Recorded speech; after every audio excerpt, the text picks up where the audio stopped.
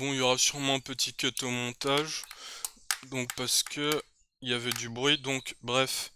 Anyway, donc on revient sur l'hypothèse 3 là, donc qui nous dit que le rang de x est égal à grand K plus 1. Donc le rang d'une matrice, si vous vous souvenez, c'est le nombre maximum de vecteurs linéairement indépendants. Donc linéairement indépendants, c'est-à-dire qu'il n'existe pas de relation linéaire entre eux. Par exemple, si vous avez une colonne de 1 et une colonne de 2, il y a une relation linéaire entre la deuxième et la première colonne, parce que la deuxième colonne qui n'a que des 2 est égale à 2 fois la première. D'accord? Donc selon H3, donc les variables explicatives sont linéairement indépendantes. Donc ce qu'on va dire, c'est que la matrice X est de plein rang colonne, d'accord? Donc en fait, pourquoi on a besoin de cette hypothèse? C'est pour estimer notre modèle. Donc s'il y a une collinéarité non parfaite, on pourra quand même estimer notre modèle, MCO. Mais la variance des coefficients va augmenter, il y aura une instabilité des estimations. Donc ce qu'il faut noter également, c'est que si le nombre d'observations est inférieur au nombre de paramètres que vous voulez estimer, X ne peut pas être de plein rang. Autrement dit, si vous voulez estimer un modèle avec 150 paramètres et que vous avez 10 observations, vous n'allez pas pouvoir faire votre estimation, d'accord? Donc, et en fait, collinarité parfaite, c'est quand l'une des colonnes est égale exactement à X fois l'une des autres colonnes, d'accord? Donc maintenant on va passer sur l'hypothèse numéro 4. Donc là c'est une hypothèse qui en contient deux en fait. Donc je vais essayer d'aller le plus lentement possible et de bien expliquer. Donc selon cette hypothèse, c'est l'espérance de epsilon, epsilon prime qui est égale à sigma carré it.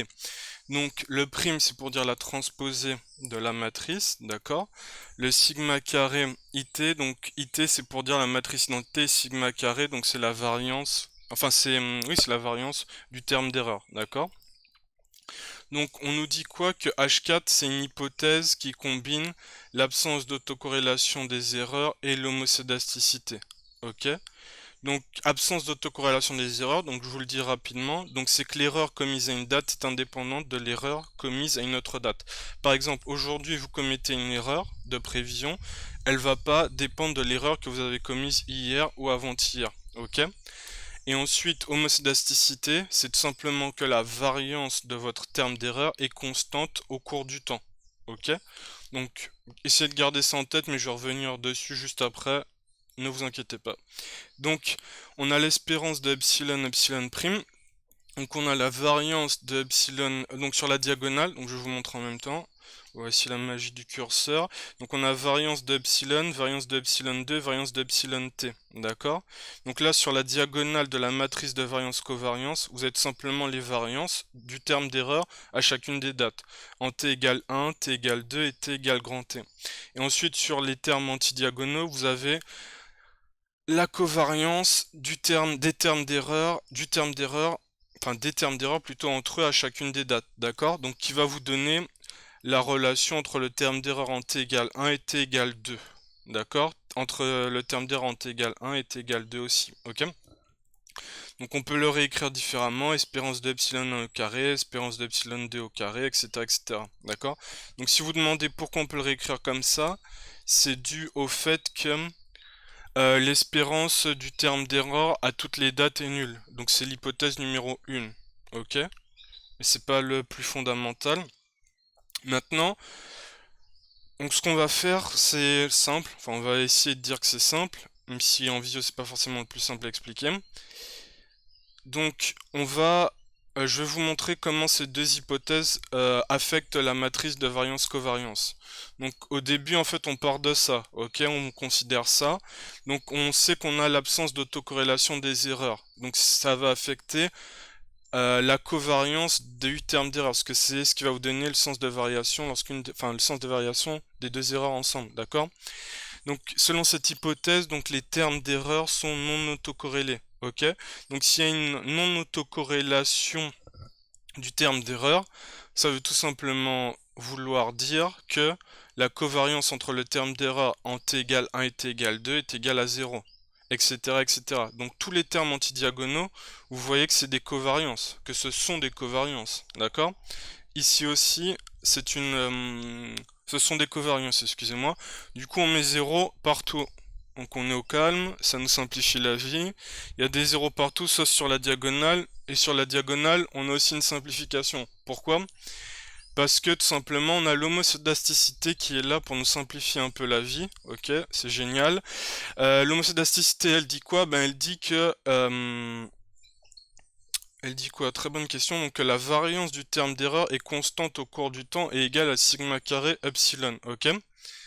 Donc on a sigma carré epsilon sur toute la diagonale. Donc tout simplement, donc voilà, on obtient ça. En fait, on peut mettre sigma carré epsilon en facteur et retrouver une colonne de 1. Pourquoi? Parce que quand vous allez multiplier le scalaire, sigma carré epsilon par cette matrice-là, vous allez avoir sigma carré epsilon fois 1. Donc vous allez avoir sigma carré epsilon fois 1, on retrouve ça, ta ta ta. Donc on retrouve bien tout ça. Donc en fait on peut l'écrire différemment. Sigma carré epsilon fois une matrice qui n'a que des 1 sur sa diagonale. Ok? Et donc une matrice qui n'a que des 1 sur sa diagonale, vous savez ce que c'est? C'est une matrice qui est identité. Ok, donc c'est super. Donc on va pouvoir remplacer cette quantité-là par IT. Donc in fine on obtient quoi? Sigma carré epsilon IT. D'accord? Donc en fait ça c'est l'écriture de la matrice de variance-covariance. Ouais, c'est ça. Donc en fait ce qu'on fait à chaque fois c'est je vous présente l'hypothèse et je vous explique comment l'hypothèse que se passe-t-il lorsque l'hypothèse est violée, pardon. Donc là, si H4 est violé, l'estimateur bêta chapeau ne va plus être de variance minimale, donc les erreurs ne seront plus sphériques. En fait, on dit que les erreurs sont sphériques lorsque le terme d'erreur est non autocorrélé et homocédastique, ok? Ouais, c'est un peu compliqué à dire, je vous l'avoue. Donc, pourquoi c'est un problème que bêta chapeau ne soit plus de variance minimale? Tout simplement parce que les statistiques de student vont être affectées. Donc les t-stats, donc quand on va faire bêta chapeau sur l'écart type associé aux paramètres, ce que vous allez avoir au dénominateur, donc l'écart type n'est plus le bon, d'accord? Il sera plus minimal, donc en fait c'est pour ça qu'on vous dit que vos t-stats ne seront plus fiables, ok? Donc ensuite on va passer à la question B. Donc dans la question B, je vais tout simplement vous expliquer comment on obtient l'estimateur des MCO quand on est en régression linéaire multiple, ok? Et ensuite, ouais, donc ça, je vous donne l'expression de bêta chapeau et il y a une condition qui explique à quelle condition il est défini de manière unique. Je bois un peu d'eau, 2 secondes.